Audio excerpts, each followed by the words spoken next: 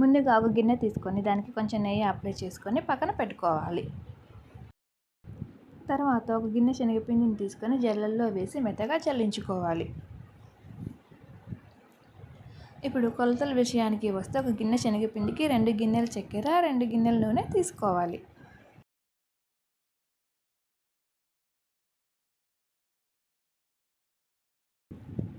ముందుగా 2 గిన్నెల చక్కెరను ఒక పెద్ద మందంపాటి గిన్నెలో వేసుకొని కొంచెం నీళ్లు పోసి తీగపాకం వచ్చే వరకు మరిగించుకోవాలి.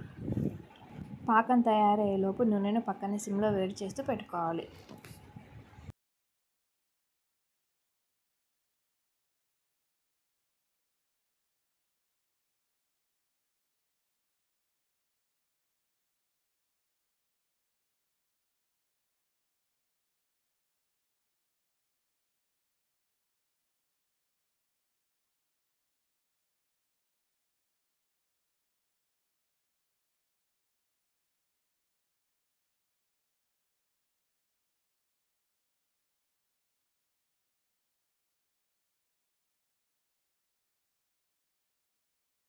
చక్కెర పాకం తీగ పాకం వచ్చిన తర్వాత ముందుగా జల్లించి పెట్టుకున్న శనగపిండిని కొంచెం కొంచెం వేసుకుంటూ ఉండలు లేకుండా నిదానంగా కలుపుకోవాలి.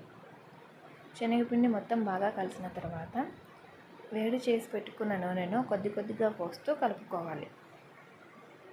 ఇలా నూనె మొత్తం వేసి బాగా కలుపుకుంటూ ఉంటే మిశ్రమం నెమ్మదిగా గిన్నెకు అంటుకోకుండా వస్తుంది.